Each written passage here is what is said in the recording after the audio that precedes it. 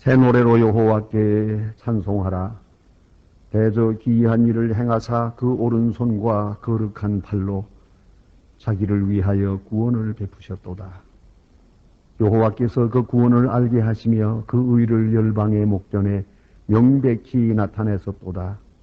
온 땅이여 여호와께 즐거이 소리할지어다. 소리를 발하여 즐거이 노래하며 찬송할지어다. 하나님은 영이시니 예배하는 자가 신령과 진리로 예배할지니라. 아멘.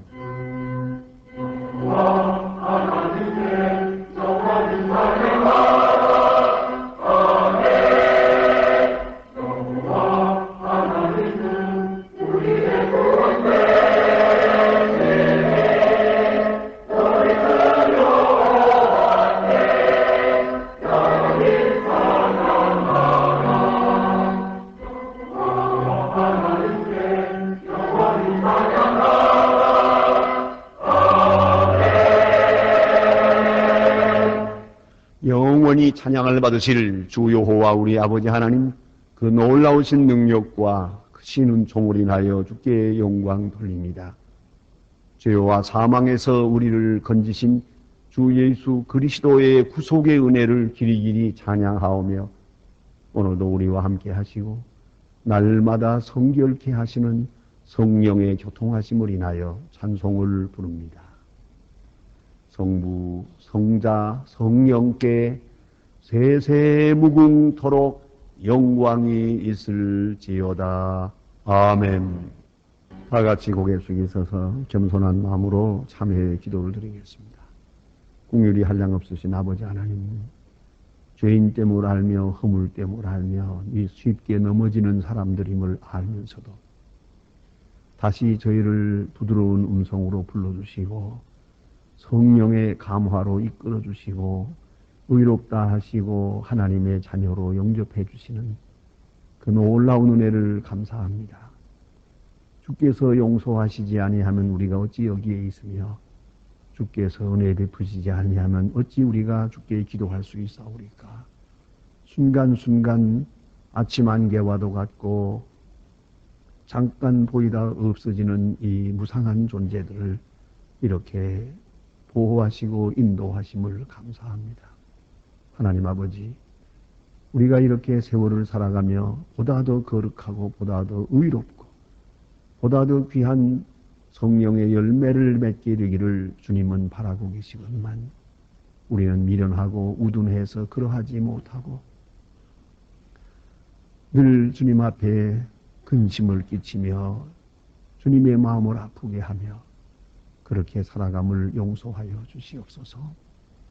주는 많은 것으로 주었지만 우리는 아무것도 받지 못한 자인 것처럼 살기도 하고, 주는 우리를 사랑하시건만 사랑을 잃어버린 자인 것처럼 사는 것을 용서하옵소서.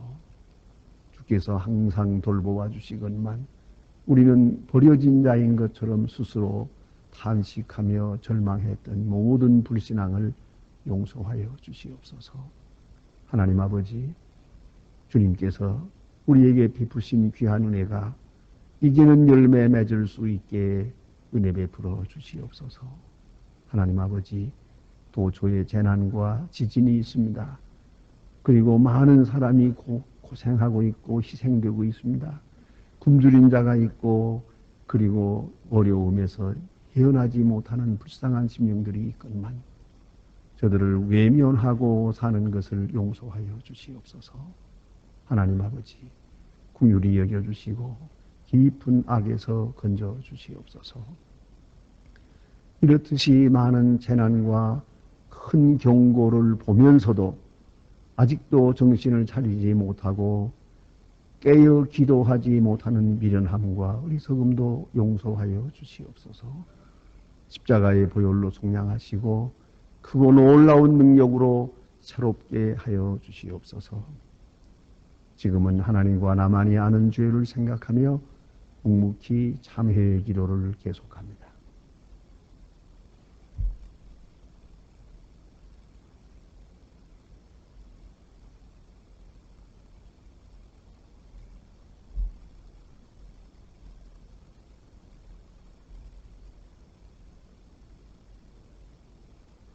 내가 진실로 진실로 너희에게 이르노니 내 말을 듣고 또 나 보내신 이를 믿는 자는 영생을 얻었고 심판에 이르지 아니하나니 사망에서 생명으로 옮겼느니라.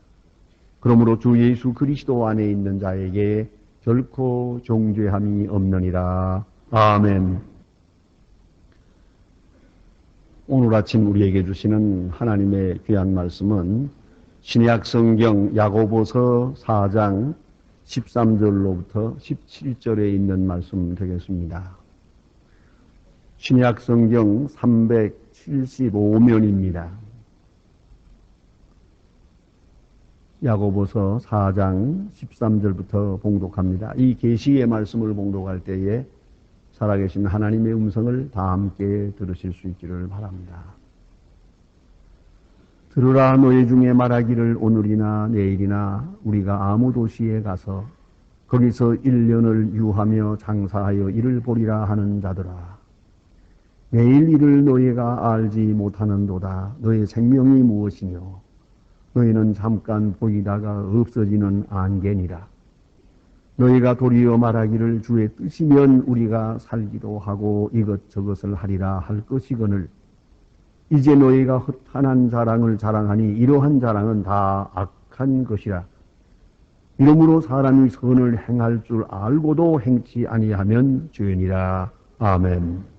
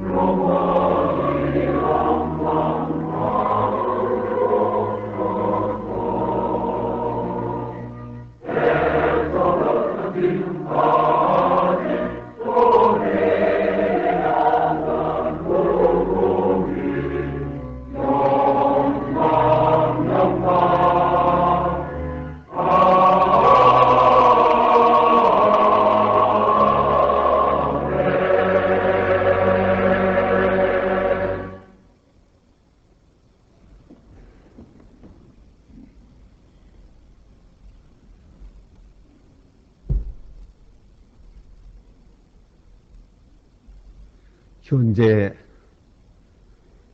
프랑스 문단에서 최고의 작가로 평가받고 있는 미셸 투르니에라고 하는 분이 있습니다. 그가 나이 70세가 되던 해에 1994년입니다. 때에 개념의 거울이라고 하는 책을 저술했습니다. 그 속에서 그는 110가지의 개념을 나름대로 철학적으로 정리하고 있습니다. 예컨대 남자와 여자, 웃음과 눈물 이런 것들을 대조해서 설명을 하는 그런 철학적 에세이집입니다. 그 속에 이런 말이 있습니다.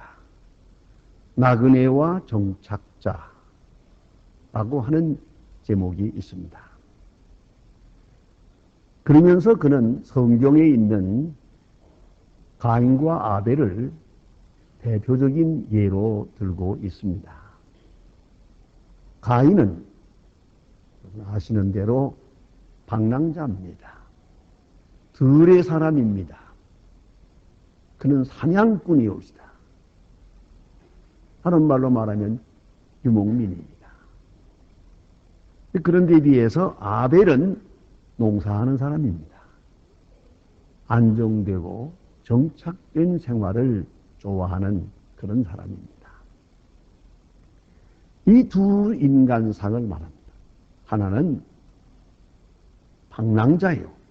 하나는 안정된 삶을 누리고자 하는 그런 사람입니다. 그런데 이 두 만남의 관계에서 이렇게 됩니다. 가인이 아벨을 죽입니다. 다시 말해서 방랑자가 안정을 찾아 사는 그 사람을 죽이는, 다시 말해서 형이 동생을 죽이는 비극 속에 인간의 역사는 시작됩니다.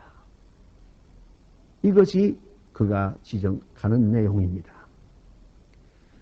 현재에 집착하려고 하는 그런 인간, 또는 방랑하며 끝없이 떠도는 인간상,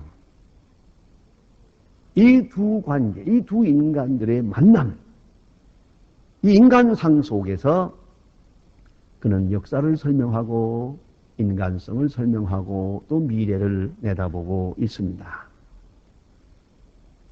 한 말씀 더 드리겠습니다. 21세기 사전이라고 하는 책이 요 근자에 나와서 많은 사람에게 익히고 또 많은 충격을 주고 있습니다. 자, 그 아탈리라고 하는 분이 쓴 것인데 21세기를 전망하면서 모든 분야에 이러한 변화가 올 것이다 라고 예측을 하고, 그걸 다 모아놓고 보니까 마치 사전과 같아서 21세기 사전, 이렇게 책 이름을 지은 것을 볼 수 있습니다. 그 21세기의 사람들의 모습의 중요한 특징은 도시 유목민이라는 것입니다. 그 유목민이라는 말이 큰 의미가 있습니다. 도시 유목민이라는 거죠. 옛날처럼 방랑하고 있는 건 아니에요. 그러나 도시에 살면서 유목민이 오시다. 그 마음, 생각이 유목민적이라는 것이죠.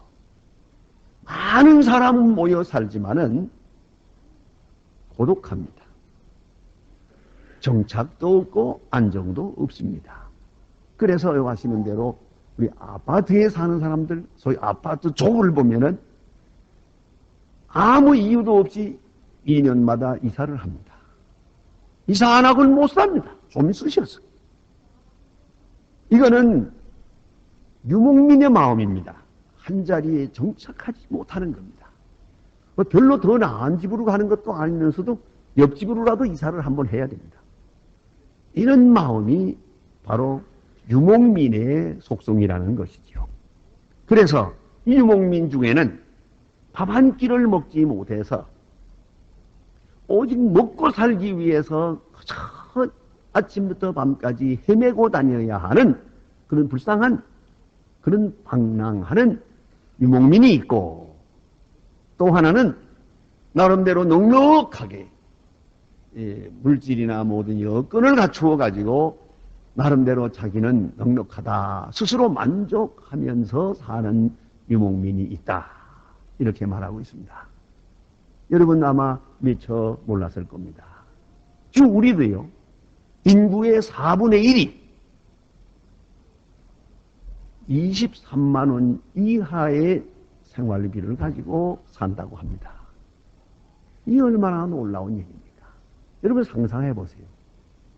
23만 원 이하로 온 식구가 살아가야 한다. 그런 거로 오직 먹는 거, 입는 거, 하루 한 끼 한 끼 거기에 큰 걱정을 하면서 한 끼의 식사를 향해서 방랑을 하고 있습니다. 확실한 유목민입니다. 그런 거로 문제는 정착성 없는 나그네라는 점에는 마찬가지인데 어디에 있든 간에 나그네 성격, 나그네의 가치관, 나그네의 세계관 가지고 사는 것이 현대인의 모습이다 라고 말하고 있습니다. 그런 거로 적어도 우리의 가치관에 가치의 최종 가치가 무엇이냐 소위 지고 가치를 무엇으로 지향하느냐 하는 것입니다. 이에 대해서 그는 이렇게 말합니다. 19세기에는 자유가 가치의 기준이었다. 자유를 위해서 몸부림을 치는 그런 시대였습니다. 20세기는 평등을 가치의 기준으로 삼았다. 그래 평등하다가 평등을 폭력으로 얻어보려고 애쓰다가 공산주의를 만들었고 평등을 이루지도 못하고 더 어려운 지경에 빠졌습니다. 결국은 평등 개념을 이제 포기하고 오히려 흔히 우리가 말하는 대로 격차가 심한 자본주의 체제로 밀어붙이고 있습니다. 세대는 이렇게 가고 있습니다. 그러면 21세기는 어떻게 되는? 21세기에 지향하는 가치는 박애라는 것이옵시다.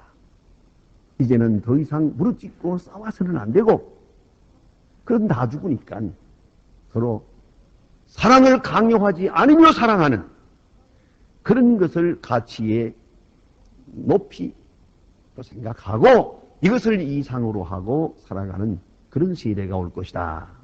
박애주의가 최고의 가치가 될 것이다 라고 내다보고 있습니다. 문제는 오늘 본문에 보는 바와 같이 인생은 나그네입니다.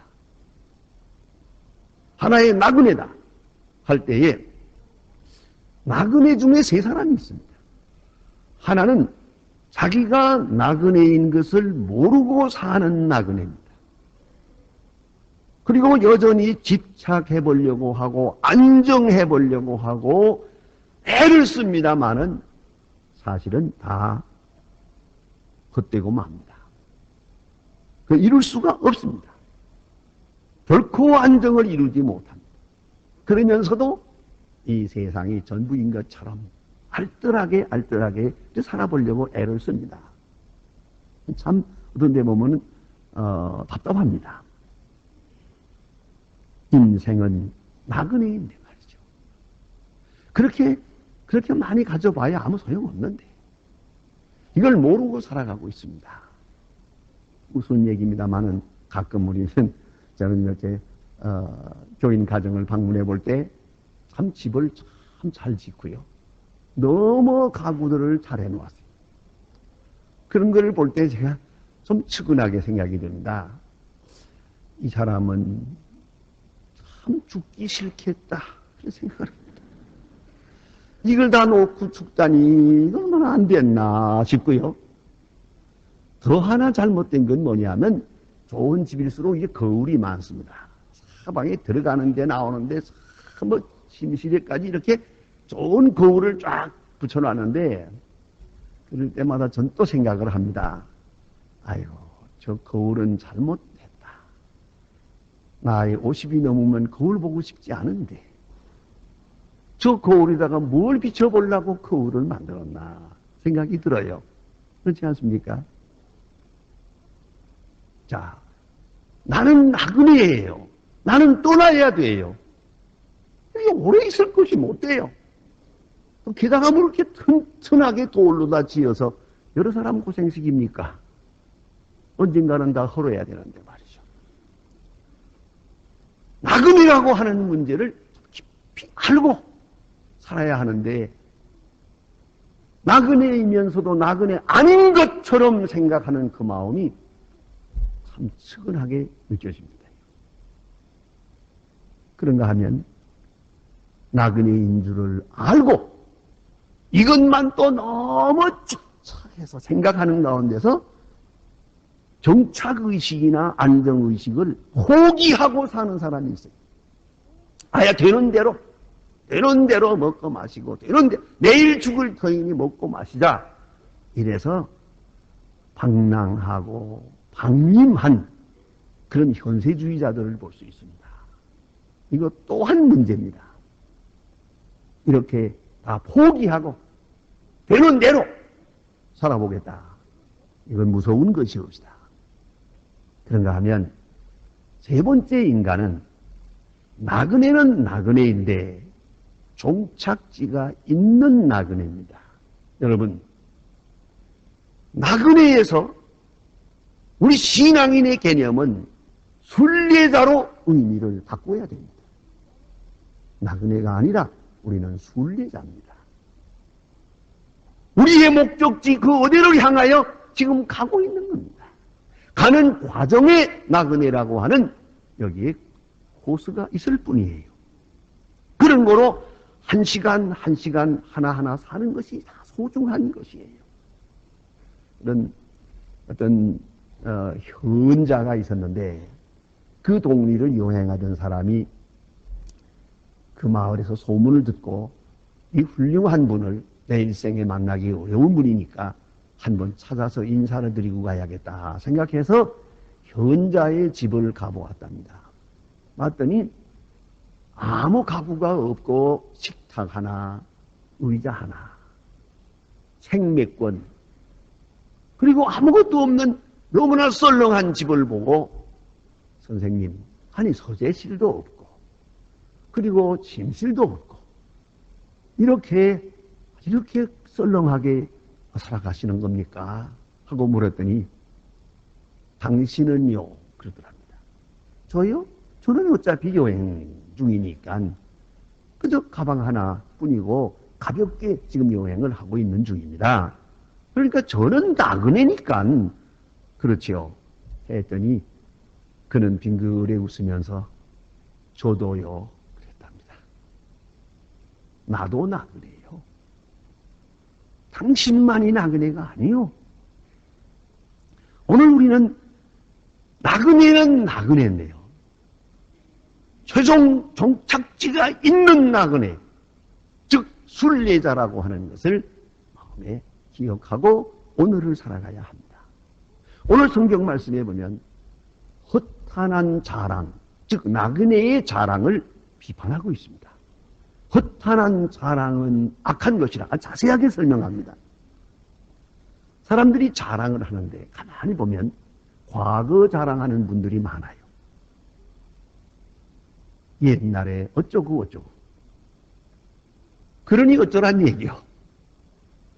이런 과거 자랑은 빨리 잊어버릴수록 좋은데 과거에 내가 잘 살았고 출세했고 뭐 어쩌고 그런 이야기들로 그래서 우리가 꽃을 피웁니다마는 사실 이 과거의 얘기를 많이 하는 사람은 이 현재와 미래가 없다는 얘기거든요. 어렸을 때 보니까 우리 할아버지가 늘 낚시질을 하고 오는데 낚시를 해가지고 올 때 할머니가 바구니를 받아들면서 보면 그게 피레미 몇 개 조그만 그 몇 마리 잡았거든. 할머니가 에게게 그러시거든요. 그러면 할아버지는 꼭 설명을 합니다. 사실은 기가 막히게 큰 물고기를 놓쳤는데 그건 잡았다가 놓쳤다고. 그거 내가 수십 년 들은 얘기요. 그만하시오. 놓친 물고기는 다 월척입니다. 그 옛날 일은 다 굉장했던 것처럼 생각하지요. 여러분, 이거 연세에 젊으신 분들은 아실 겁니다. 우리가 피란을 갔었거든요. 이 전쟁 때. 피란을 나가서 보니까 피난민들이 모여가지고 고달프고 어렵기도 하지만 하루 종일 할 일이 없어요. 그러니까 모여서 그냥 좁은 방에 끼어 앉아가지고 뭐라고 얘기들 하는데 보면 자기 집 마당에 금송아지 매놓지 않고 온 분이 하나도 없더라고요. 다 잘 살았고 내 고향이 최고고 뭐 어쩌고 허풍이 좀 있더라고요. 과거에 대해서. 과거가 화려하면 화려해질수록 그렇게 기억될수록 사실은 오늘이 더 비참한 겁니다. 과거가 어려웠다. 그러면 오늘은 그보다 훨씬 낫다. 이게 차라리 나은 거예요. 과거에 대한 자랑이 그 마음을 이렇게 붙잡고 있는 동안 나는 점점 더 힘들어집니다. 그걸 알아야 됩니다. 또 한 가지는 현재에 대한 자랑이 있습니다.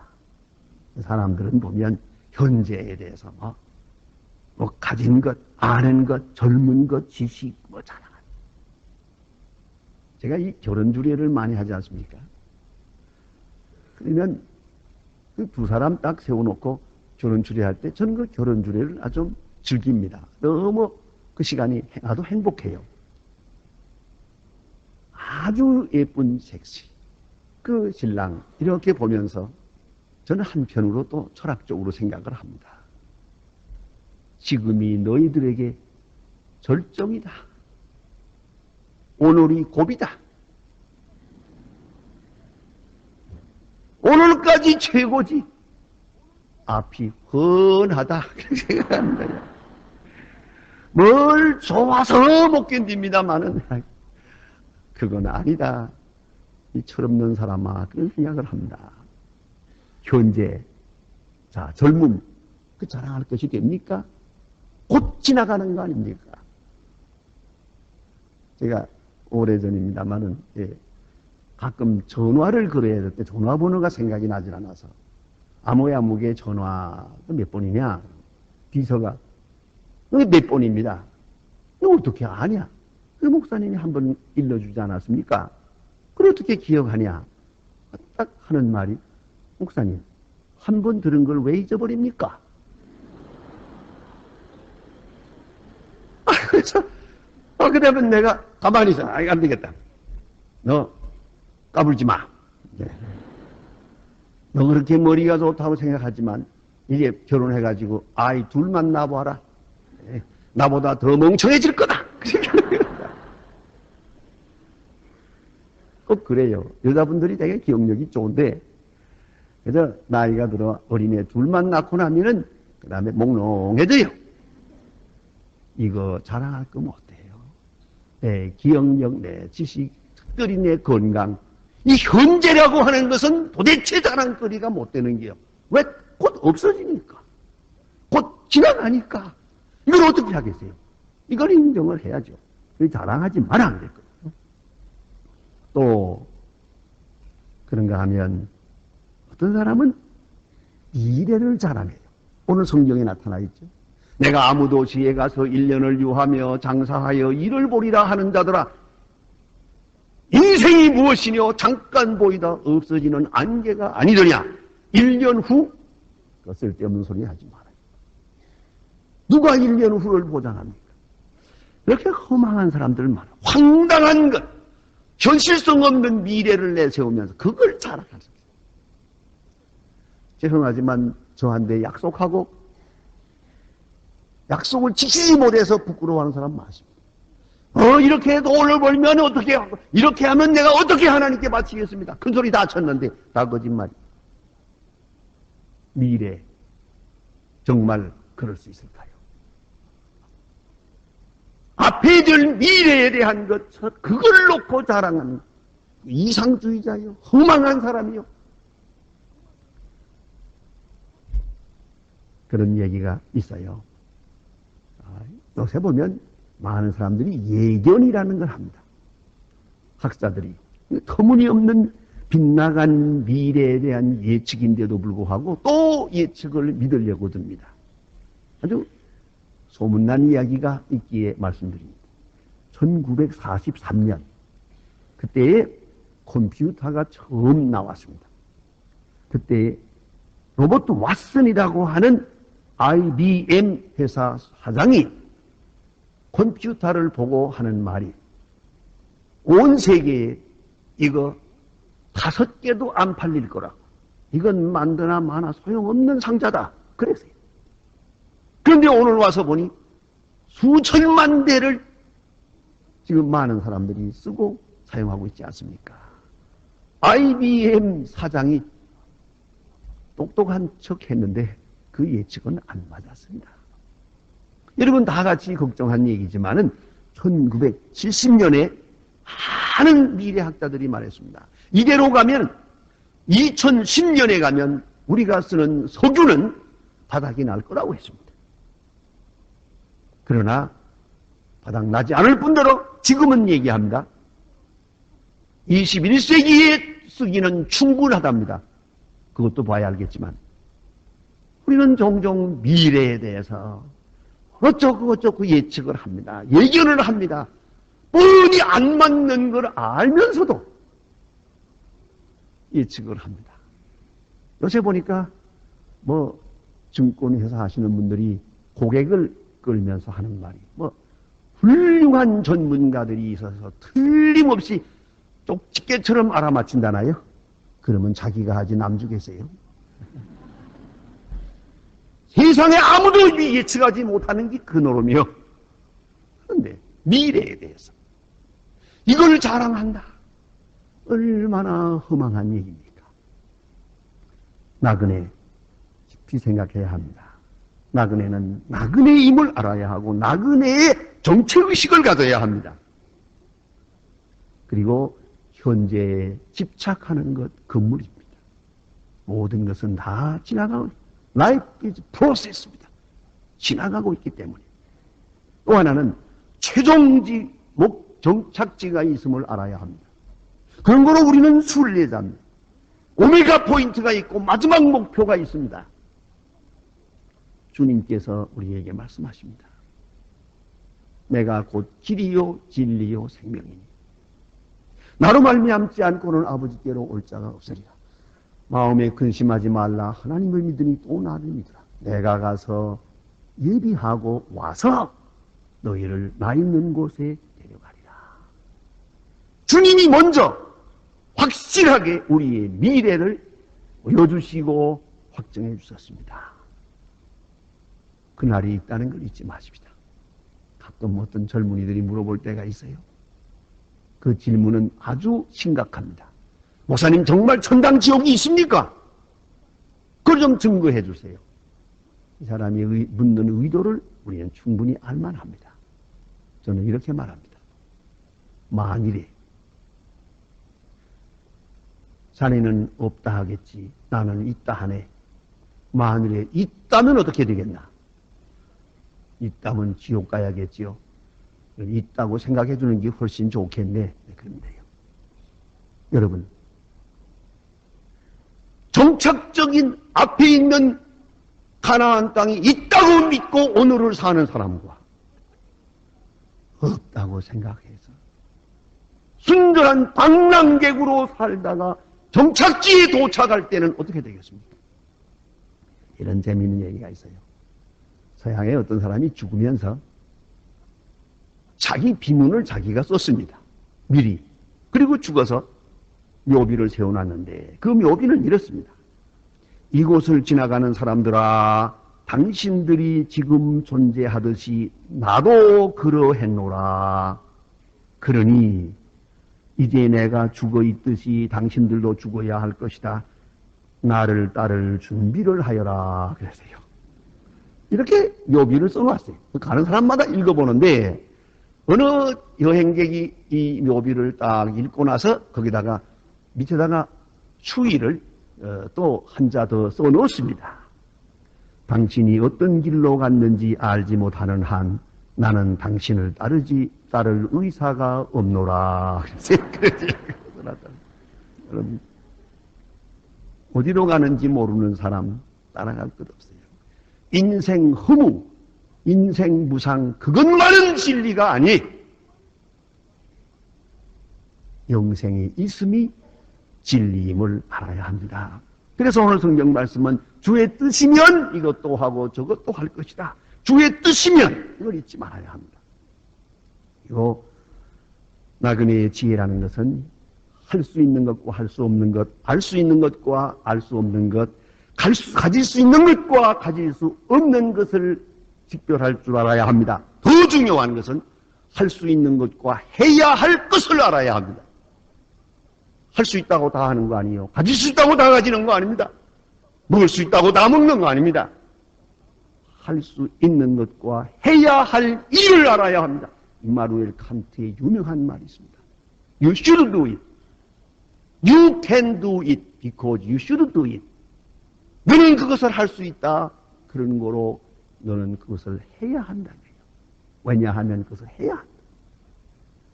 You can do it because you should do it. 얼마나 중요한 말입니까?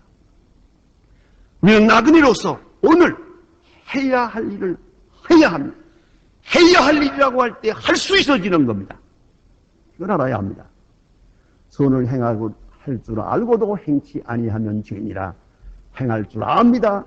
할 수도 있습니다. 그리고 행하지 않습니다. 이것은 죄가 되는 것이에요. 이런 순례자의 길을 갑니다.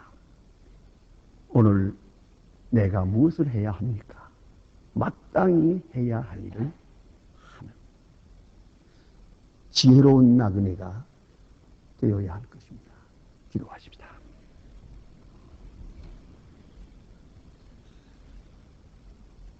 하나님 아버지, 우리는 이만큼 살아왔기에 인생 나그네임을 실감하고 있습니다. 계절이 바뀔 때마다 더 느끼고 있습니다만은 그러나 어쩐지 그저 이 현재에 머무르고 싶고 아쉬움이 있고 미련이 있어서 보다 더 밝은 미래를 지향하지 못함을 용서하옵소서. 기도하오니 순례자의 바른 의식을 가지고 우리의 갈 길을 가고 당연히 해야 할 일을 충실히 행함으로써 먼 훗날에 되돌아보며 잘했다 싶고 그리고 감사할 수 있는 그런 순례자의 길을 가게 하여 주시옵소서.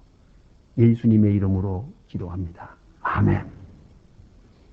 지금은 우리를 구원하신 주 예수 그리스도의 은혜와 역사의 주인이신 아버지 하나님의 사랑과 우리 순례의 길을 인도하시는 성령의 놀라운 은사가 모인 중에 이제와 영원토록 함께 계실지어다.